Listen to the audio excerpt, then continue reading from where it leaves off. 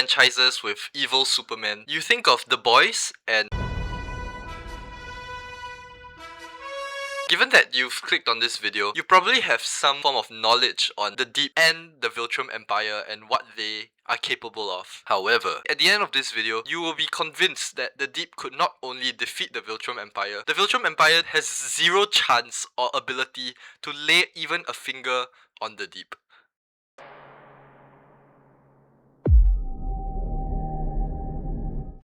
First, let's look at what the entire Viltrum Empire brings to the table. The Viltrumites are a warrior race that are basically bred to be stronger and stronger with each generation, given that the weak are culled and killed by their parents, whose insane powers stem from this unique biological trait known as smart atoms, which allow their cells to override the standard laws of physics, which gives them the ability to hold their breath for insane amounts of time, as well as fly faster than the speed of light and have insane strength. So first, let's talk about speed.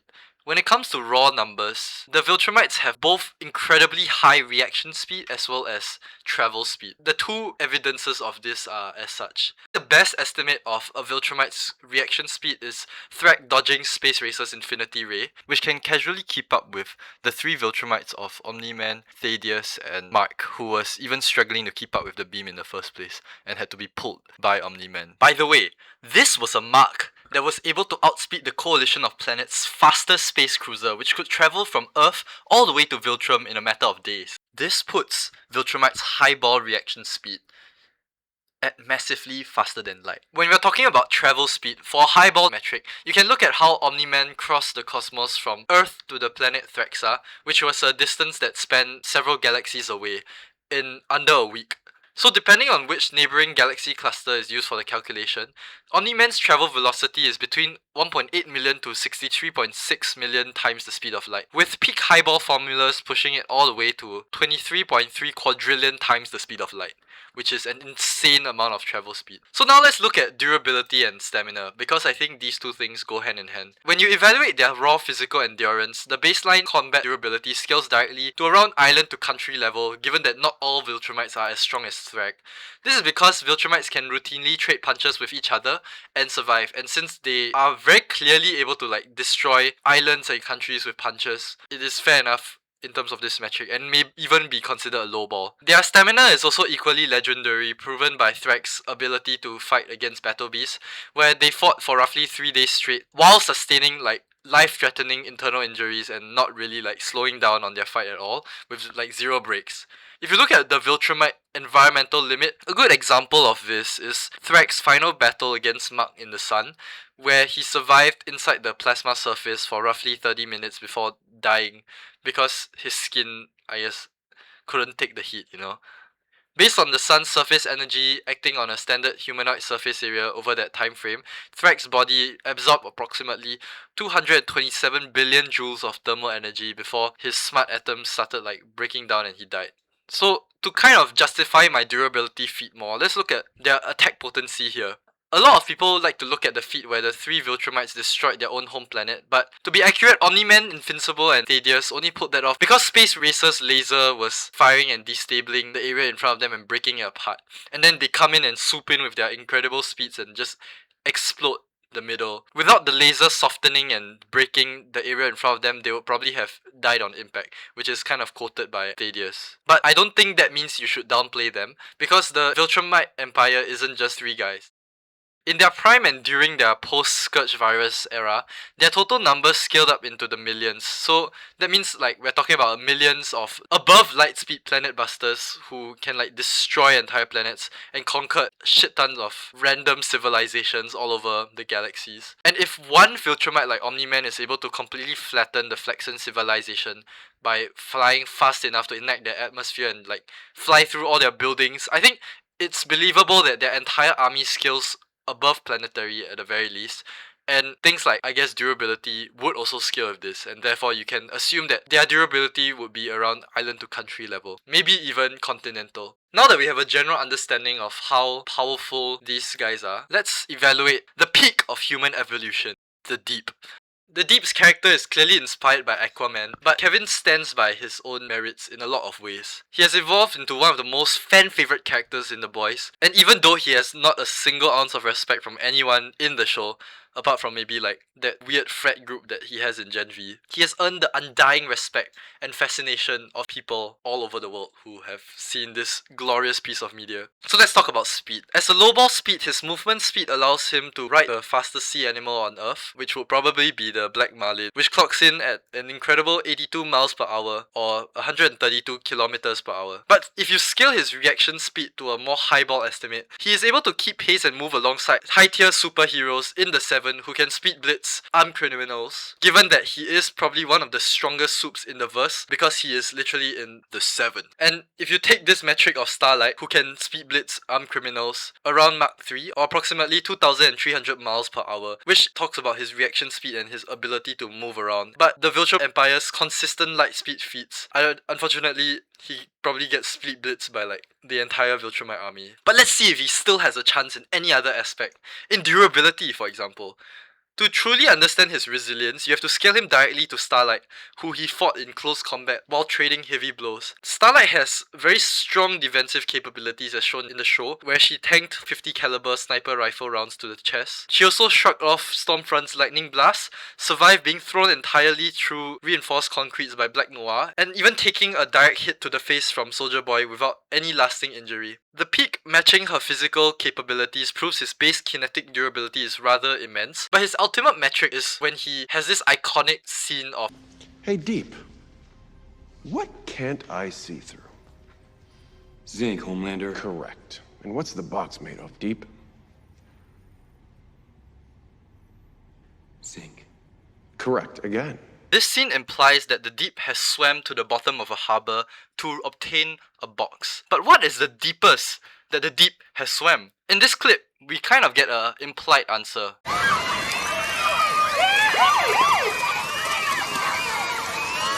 You think this is fun? You think water's supposed to be fun? You try swimming in the Mariana Trench, you little fucking idiots. Yeah, not so fun now. No, it's dark and it's cold. And you're so alone. You're so goddamn fucking alone.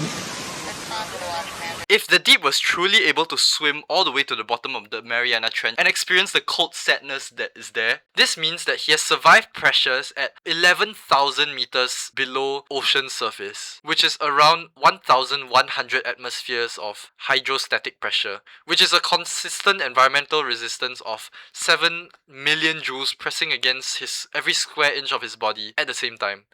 But unfortunately, compared to like the Viltrumite durability of like island level, this small building level probably is insufficient in, I guess, matching that sense of durability. But now let's talk about physical output, because maybe Kevin does have some form of physical attack potency that, perhaps could destroy the Viltrum Empire. When it comes to his physical offensive output, his baseline punches are strong enough to also keep up with Starlight in close quarter combat, which places his standing striking power at around war level. But to fully calculate his true destructive potential, we cannot just look at his fists and his strength. His ability to telepathically control marine life must be factored directly into his power set, because summons are a core inseparable part of his skill set. The Deep doesn't actually fight alone, which means the raw output of his sea creatures ought to dictate his actual combat scaling. So this brings us to an insane revelation from the show's finale, where he was physically and unfortunately stabbed through the mouth by the Kraken's tentacle. So remember how just now I mentioned that his body is able to withstand 7 million joules pressing against every square inch of his body? It means that his attack potency of the Kraken that he summoned has energy equivalent to above this 7 million number. Given that his summons are capable of tearing through his own durability, this damage scales directly above the 7 million joules number, which means that they can definitely tear through fortified structures with ease, and definitely scale to small building level or above. But I don't think small building level can penetrate through Viltrumite durability. So is that it? Does that mean like the Deep just loses to the Viltrum Empire? Like, seriously? Are you kidding me? That's so sad. A reasonable person would stop here, but as the number one Deep Glazer, I believe a several billion power difference is tiny and can be overcome with sheer effort, because he's not just any man, he's the peak of human evolution. We need to find something in Kevin's skill set that gives him a slight boost of several billion power or joules in energy to win over the Viltrum Empire and defeat them. Now I want to analyze his powers even further to see if we can find anything that could justify him beating the Viltrum Empire. Because I believe that power scaling is absolute bullshit and agenda can always find a way to triumph. So let's put on our detective hats and look at this groundbreaking theory that has been circulating online regarding how the deep's powers actually work. So here's the thing. Real world fish are very simple creatures with no higher human consciousness or complex brains. Yet the deep is able to hold full-on philosophical conversations with them about existence and life's meaning and whether or not he's valued as a person. We also know he kind of experiences some form of schizophrenia because he's able to have a full-on conversation with his own gills about his own insecurity, which is very similar to the conversations he has with, fish. So what exactly does this tell us? It means that the deep doesn't actually talk to fish. Because like fish can't talk, and fish can't have conscious thoughts about the meaning of life. So what this means, right, is that the deep doesn't actually talk to fish, and he is actually completely puppet mastering them using his fish powers to project his own thoughts into the fish itself. To further build on this argument, another point is how sea life seemingly turns on him or blames him for things that may not fully be his fault objectively. Because I don't think it's those fish consciously being vengeful, because, fish can't really do that.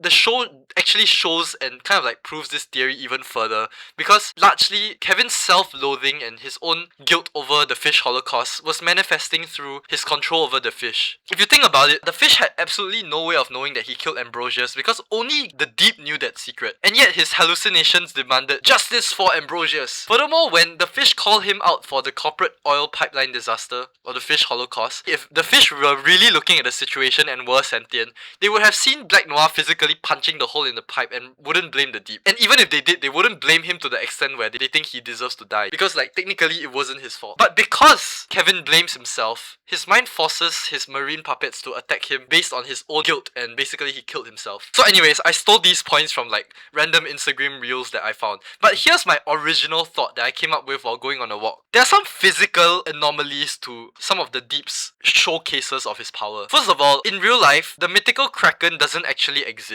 And even if a squid that big existed, like the colossal squid, no biological sea creature has any ability to actually pierce through Kevin's skin, which tank blows from Starlight, whose skin is harder than concrete and basically blocks bullets. But his mental projection clearly allowed these sea creatures to bypass their own logical structural durability. Another example of this is when he forced a standard 50-ton sperm whale to swim at speeds that drastically outpace even a high-performance speedboat, which is not realistic. Sperm whales can't swim that fast. So what exactly does this mean? It means that the deep's telepathic connection actively amplifies the physical abilities of sea creatures beyond what is biologically understandable. He's able to completely ignore the laws of muscular physics and structural durability of cells, and I think the absolute limits of sea life's power are bound by his own imagination. So you see where I'm going with this. But even if he has this extension to his power, is there anything that he can probably imagine that could even take on the Viltrum Empire? Is there any sea life that scales beyond planetary? Any sea life that is faster than 230 trillion times the speed of light? Is there any sea life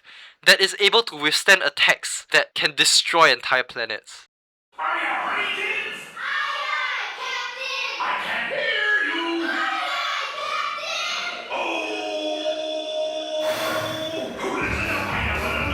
SpongeBob SquarePants is canon in the VOD universe, given that Tyler the creator's name was mentioned in The Boys for being sent to a concentration camp or something. And in one interview, Tyler the creator mentions SpongeBob 2005 Burger King. This means SpongeBob is canon to The Boys.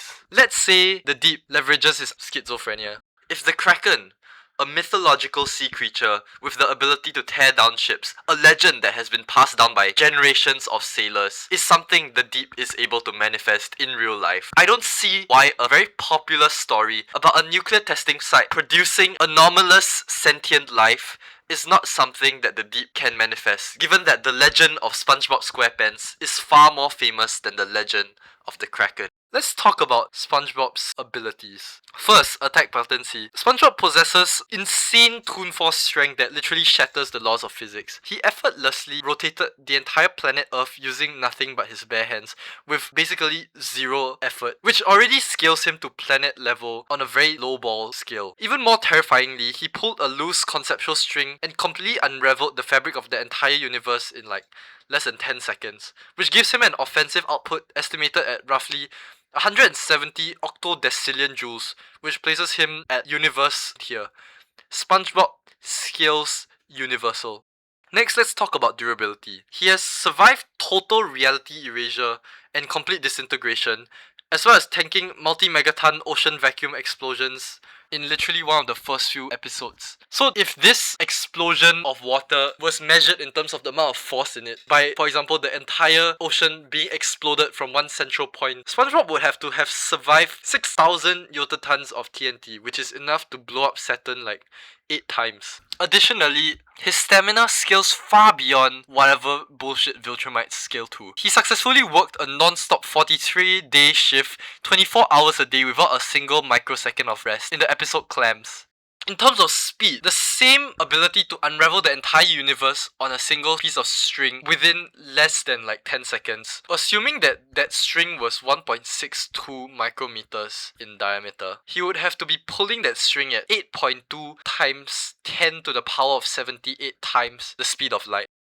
That is an insane figure that is multi-universal levels of speed if you really convert that into how much energy that is outputting, because that is infinity times whatever bullshit amount this number is, given that it's so many times the speed of light. There's 78 zeros after this number. Okay, so now some people might argue that the deep has never really caused coral to talk, or like something that doesn't have a central nervous system to talk. At least fish and octopus have a brain. Maybe you could argue that he couldn't directly control SpongeBob SquarePants, but this is where it gets even scarier.